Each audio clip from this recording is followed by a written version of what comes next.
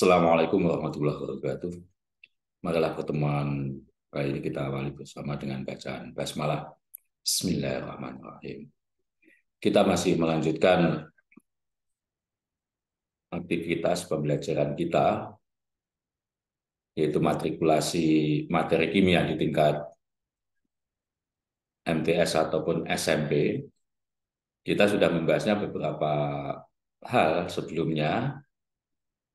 Jadi kita mulai dari kita sudah mengenal ilmu kimia, kemudian bahan-bahan kita mengenal bahan-bahan di rumah tangga, perubahan iklim global yang termasuk di dalamnya pemanasan global. Kemudian kita juga uh, memahami bahwa setiap makanan yang ada di rumah tangga kita atau yang kita konsumsi itu mengandung zat aditif. Kita harus tahu zat aditif apa dan mana yang membahayakan, mana yang diperbolehkan. Dan yang terakhir yang kita bahas mengenai zat adiktif dan psikotropika, dan kita berupaya untuk menjauhi, mengurangi konsumsi kalau misalnya itu masih diperbolehkan.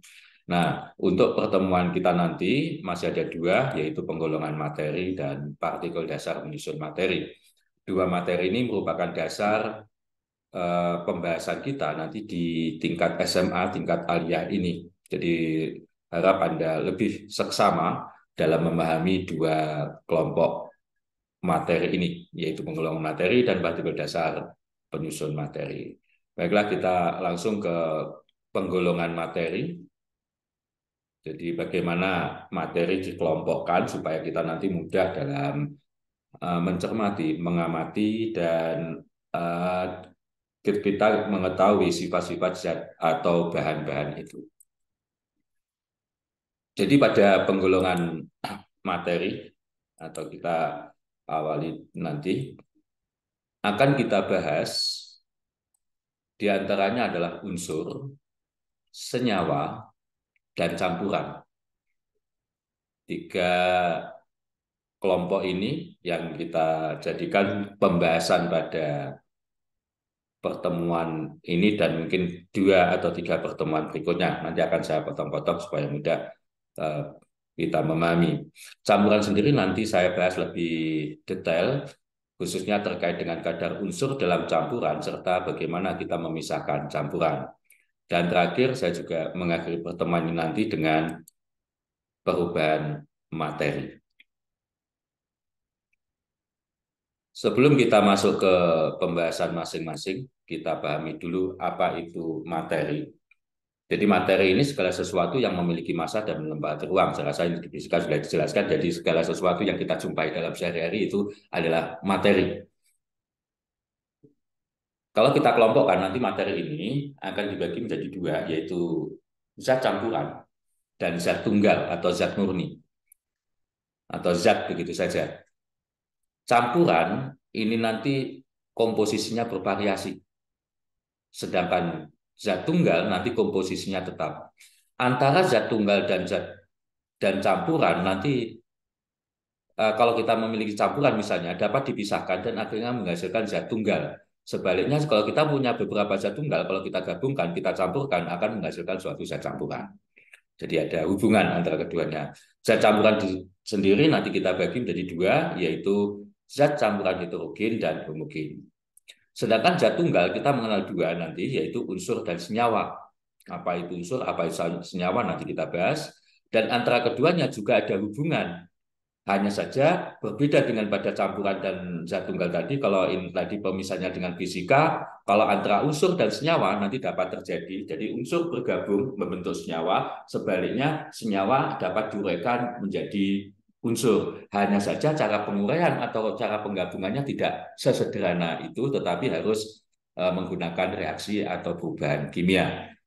Sedangkan unsur sendiri nanti kita kelompokkan menjadi unsur logam dan non-logam, serta diantaranya ada unsur-unsur yang bersifat metaloid.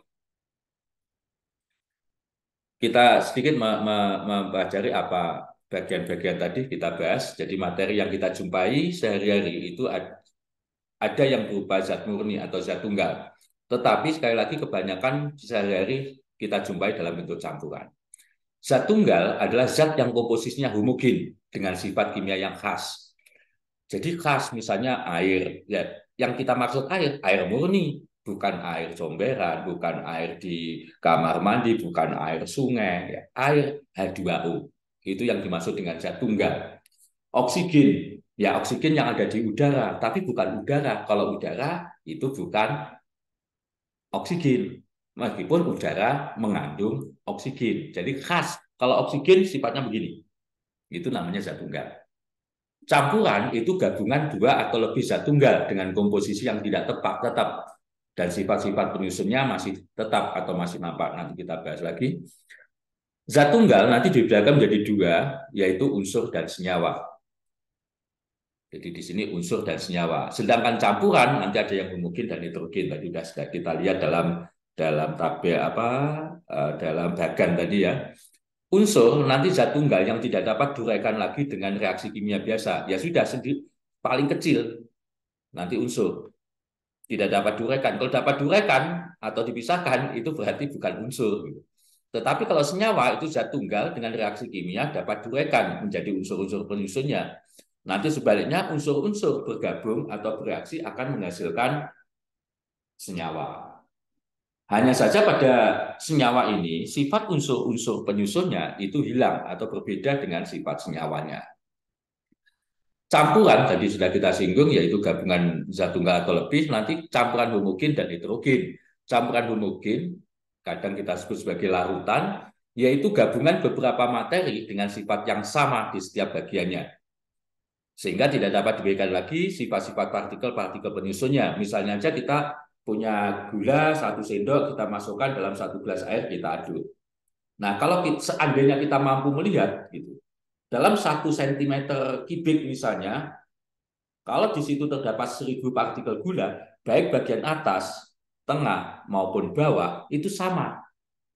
Setiap kita mengambil 1 cm kubik atau 1 ml, itu pasti akan terdapat 1000 ml. Buktinya, kalau Anda sudah mengaduk gula di dalam air, semuanya larut, kalau Anda mencicipi pada bagian atas dari gula, atas dari gelas, bagian tengah maupun bagian bawah dari gelas, itu rasanya sama. Itu menunjukkan kalau campurannya itu adalah campuran homogen. Sedangkan campuran heterogen itu gabungan beberapa materi dengan sifat yang berbeda. Jadi misalnya saja kalau kita mencampur antara tanah misalnya ke dalam air, kita aduk seperti apapun sehingga kita dapatkan air kotor. Seandainya kita mampu menghitung jumlah partikel tanah dalam 1 cm kubik, antara bagian atas, tengah maupun bawah, jumlahnya akan berbeda. Jadi atau yang lebih konkret, misalnya Anda mencampur antara pasir dengan kerikil dengan batu. Anda campur sekuat tenaga Anda, misalnya Anda mengambil 1 ember, antara bagian di satu tempat, bagian sini, kemudian bagian sini, kemudian Anda hitung berapa jumlah batunya, berapa jumlah kerikilnya, berapa jumlah pasirnya, antara ember satu, ember yang tengah dengan ember yang kanan, nanti akan berbeda. Ini yang kelihatan sekali. Jadi kalau lautan kadang kalau cairan kan nggak begitu kelihatan. Ini contohnya. Baiklah, kita akan membahas satu bagian pada pertemuan ini, yaitu unsur. Unsur disebut juga dengan elemen, adalah zat tunggal yang tidak dapat diuraikan menjadi zat yang lebih sederhana oleh reaksi kimia biasa. Jadi itu yang paling sederhana unsur itu. Pengubahan unsur untuk menjadi unsur yang lain. Jadi meskipun ini sudah paling sederhana, tapi dapat diubah unsur ini. Hanya saja cara pengubahannya tidak dengan reaksi kimia biasa, tetapi reaksi nuklir atau reaksi inti. Saya ulangi, unsur ini zat tunggal yang tidak dapat diuraikan lagi atau diubah lagi menjadi unsur lain dengan reaksi kimia biasa. Itu definisinya. Hanya saja saya tambahkan, dia sebetulnya dapat diubah, hanya saja harus dengan reaksi nuklir. Unsur nanti berfungsi sebagai zat pembangun untuk semua zat-zat yang lebih kompleks yang kita jumpai dalam sehari-hari. Sampai saat ini ada sekitar 120 unsur, baik yang secara alami maupun secara sintetis buatan yang ditemukan. Dan ini tidak menutup kemungkinan karena ini unsur itu dapat dibuat prinsipnya, ini dapat berkembang jumlahnya tidak hanya 120 nantinya. Hanya saja yang saya sampaikan saat ini sudah 120. Nah, para ilmuwan ini pada dasarnya dapat membuat unsur. Karena nanti sifatnya unsur apa nanti kita bahas pada notasi atom, pada struktur atom, nanti apa khasnya suatu unsur kok bisa dibuat, bisa berusaha berubah. Jadi contoh unsur sintetik misalnya neptunium, plutonium, teknisium, dan sebagainya. Dengan demikian nanti kalau kita tinjau berdasarkan keberadaannya, unsur nanti dibedakan jadi dua, yaitu unsur alami dan unsur buatan. Sedangkan berdasarkan sifat kelogamannya, nanti dibedakan menjadi unsur logam dan non-logam. Ini secara umum. Logam itu pada suhu kamar pada umumnya berwujud padat, kecuali raksa atau air raksa hidronium. Dan sifat dari logam ini biasanya keras, dapat ditempa, dapat dibengkokkan, mengkilap, dapat menggandakan arus listrik maupun dapat tertarik oleh medan listrik. Sedangkan yang non-logam pada suhu kamar pada umumnya berwujud padat atau berwujud gas maupun cair.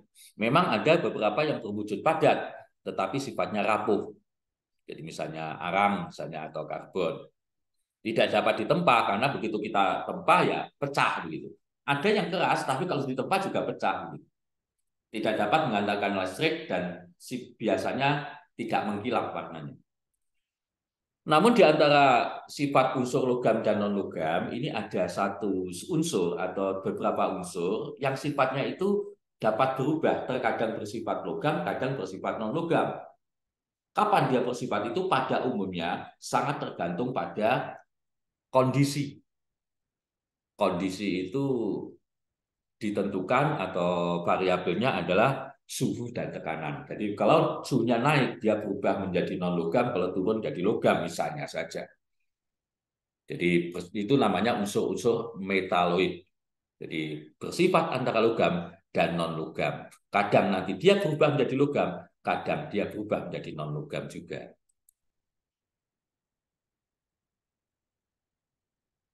Untuk mempermudah, nanti kita mengingat ya, nanti membedakan mana unsur dan mana senyawa. Itu begini. Lambang unsur, nanti kita perjelas di belakang. Jadi untuk mempermudah menghafalkan, mengingat, dan mengomunikasikan kepada orang lain, unsur diberi lambang atau simbol tertentu. Sehingga orang lain itu paham. Jadi misalnya saya mengatakan kalau kita di Indonesia arang, kita nggak tahu, orang-orang sana nggak tahu. Arang itu bahasa Latinnya karbonium. Nah, lambangnya C. Nah, kalau kita menuliskan di kimia C, oh semua orang tahu bahwa itu unsur karbon. Besi, orang Jawa besi. Bahasa Indonesia besi. Di Inggris iron. Nah, banyak negara yang berbeda. Nah, itu dalam bahasa Latinnya ferrum. Supaya orang mudah memahami belajar kimia dilambangkan dengan Fe. Jadi kalau saya menuliskan Fe, itu orang yang belajar kimia semuanya tahu bahwa itu besi yang dimaksud. Jadi kita perlu adanya suatu kesepakatan, yaitu dilambangkan dengan lambang unsur. Sebenarnya para ahli kimia sejak dulu sudah berusaha untuk melambangkan atau menggambarkan ini. Misalnya pada abad pertengahan ini para ahli kimia, ahli ilmuwan itu menggambarkannya dengan suatu gambar tertentu. Contohnya gambar ini. Apa maksudnya ini ya tergantung mereka yang mau memberikan gambar. Jadi misalnya mengapa perak digambarkan dengan bulan sabit? Oh, karena warnanya mungkin mendekati hampir sama dengan bulan sabit. Atau apa saya tidak tahu juga secara prinsip. Tapi pada umumnya ini diambil dari fungsi ataupun sifat dari unsur-unsur itu. Kalau orang ahli kimia, ilmuwan itu menggambarkan ini, belum tentu orang lain akan tahu. Siapa yang tahu? Ya, yang mereka yang pernah diberitahu. Jadi penulisan atau penggambaran lambang unsur pada abad pertengahan ini diibaratkan sebagai sandi rahasia. Hanya mereka yang pernah diberitahu dan belajar bersama tentang gambar-gambar inilah yang memahami lambang unsur itu. Mengapa seperti ini? Karena ini sifatnya rahasia, ilmunya ilmu sangat tinggi dan akan berefek negatif apabila orang yang tidak berpengetahuan akan memanfaatkan atau menggunakan reaksi-reaksi kimia. Ingat ini pada abad pertengahan ya. Jadi kalau orang dulu misalnya melakukan sesuatu yang salah itu bisa dihukum. Nah, kalau tidak memiliki pengetahuan yang cukup, nanti akan berakibat fatal pada dirinya sendiri. Dan bahkan ada juga yang ini juga digunakan untuk hebat-hebatan mereka, sehingga dulu kan memang banyak yang terkenal, misalnya aja para ahli ini dianggap sulapan begitu, karena dengan menggunakan reaksi-reaksi tertentu, sedangkan orang lain yang awam itu tidak paham. Ini pada abad pertengahan. Kemudian diperbarui yaitu pada ketika memasuki ilmu kimia modern, yaitu dengan John Dalton, kita mengenal lambang unsur John Dalton. Menurut John Dalton, unsur itu digambarkan sebagai bola pejar. Maka lambang-lambang yang dibuat oleh John Dalton itu semuanya berdasarkan gambaran lingkaran. Contoh hidrogen, itu ada lingkaran, maaf itu titiknya mestinya di tengah, ada titik. Besi, itu lingkaran, ada garis. Dan seterusnya. Tapi kalau Anda amati semuanya itu menggunakan dasar lingkaran. Termasuk saat itu sudah mencoba untuk menggambarkan, jadi yang senyawa itu menggabungkan beberapa lambang unsur. Jadi seperti ini.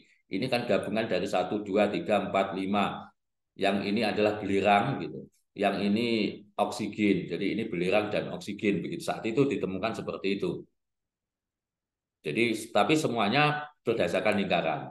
Nah, dengan cara penulisan ini ternyata tidak praktis. Kita sendiri kalau misalnya mau menyampaikan, mau menggambarkan, ini kan juga membutuhkan waktu.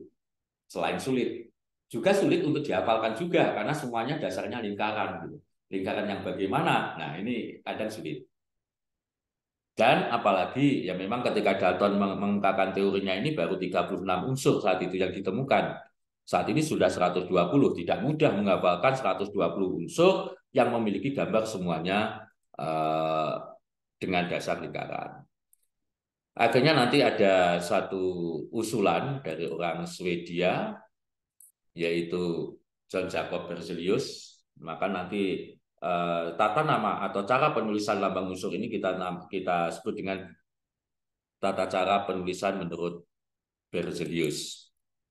Menurut Berzelius, nanti dia menuliskannya atau menggambarkannya atau melambangkannya, yaitu dengan mengambil huruf pertama dari nama unsur tersebut dalam bahasa Latin.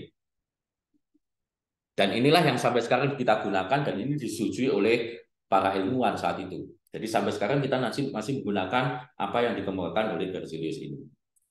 Di antaranya nanti aturannya adalah begini. Aturan penulisan lambang unsur menurut Berzelius yang didasarkan pada huruf awal dari nama unsur tersebut, yaitu begini. Lambang unsur dituliskan dengan mengambil huruf pertama dari nama unsur tersebut dalam bahasa Latin. Ingat, dalam bahasa Latin. Dan dituliskan dengan huruf kapital atau huruf besar. Jadi tidak dalam bahasa setempat. Kalau misalnya kita di Indonesia ada arang, bukan A. Arang itu bahasa Latinnya carbonium, tulisannya carbonium, berarti huruf pertamanya C.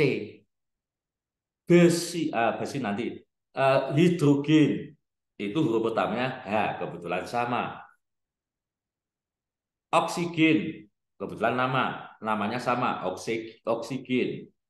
Belerang, nah belerang itu bahasa Indonesia, awalnya B, malah kalau bahasa Jawa kan welirang, berarti kan beda, welirang, belerang, berbeda karena bahasa bahasa Latinnya adalah sulfur. Jadi sulfur berarti huruf S pertama. Jadi contohnya ini hidrogen, hidrogenium H, arang, karbonium C, oksigen, oksigenium O, dan seterusnya. Nah, tetapi kemudian ada satu pertanyaan.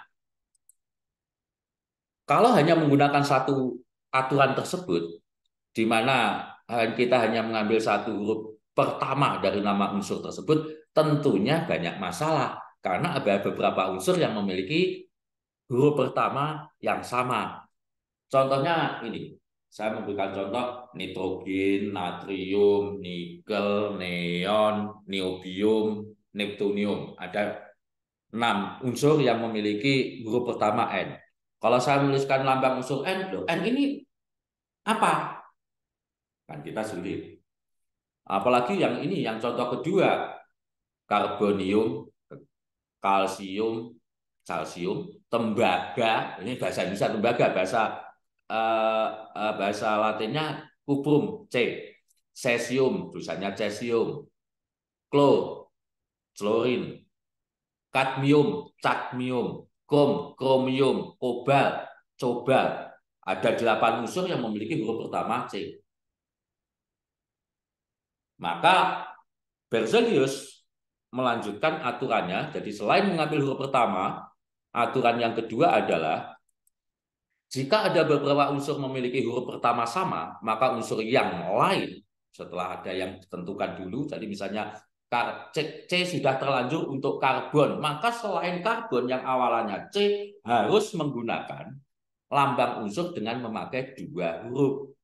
Di mana huruf pertama adalah huruf kapital yang diambil dari nama unsur tersebut, nama pertama unsur tersebut, dan harus dengan huruf kapital sekali lagi. Dan yang kedua harus huruf kecil yang diambil dari salah satu huruf pada nama unsur tersebut. Jadi contohnya ini kalsium. Nah, itu kan aslinya calsium, Ca. Klorin, Cl. Mengapa nggak CH ya? Kita sepakat saja karena ada 2 yang CH, klorin dan kromium misalnya. Kemudian kita kadmium, awalnya kan kedua, tetapi sudah terlanjur yang keduanya diambil kalsium, maka disepakati Cd. Dan seterusnya, ini hanya contoh yang C saja, kalsium, klorin, cesium, kromium, kuprum, kadmium, kobalt. Ini contoh jadi aturan yang kedua. Nah, di antara unsur yang nanti yang ada sehari-hari atau nanti dalam pembelajaran kita berikutnya, tolong nanti Anda banyak menghafalkan unsur-unsur yang saya sebutkan ini. Di antaranya adalah unsur logam, ini saya tunjukkan. Jadi misalnya aluminium Al, besi Fe, itu sering nanti kita gunakan. Kalium K, kalsium Ca, magnesium Mg, krom Cr, platina Pt, natrium, ya ini sangat sering nanti Na, emas Au, perak Ag, dan seterusnya. Yang kedua adalah unsur-unsur non-logam, nanti juga kita bahas ini. Jadi misalnya gas argon, ini ada hidrogen, ada oksigen, ada fosfor, dan sebagainya. Tolong nanti Anda hafalkan. Dan ini hanya beberapa saja unsur yang termasuk metaloid, diantaranya boron, arsen, germanium, antimon, tellurium, dan polonium.